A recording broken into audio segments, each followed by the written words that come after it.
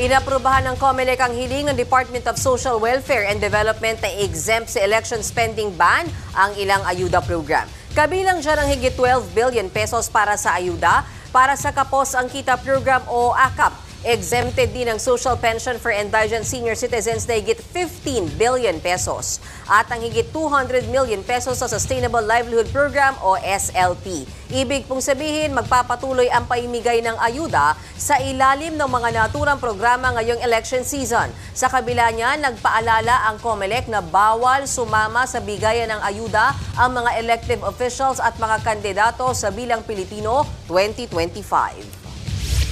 Tatandaan natin, hindi nila pera yan. Pera yan ng sambayanan. Huwag namang gawing pocket money ng iilan. And therefore, hindi dapat na i-exclude yung iba dahil lamang sa kalaban kayo sa politika o hindi kayo sumusuporta.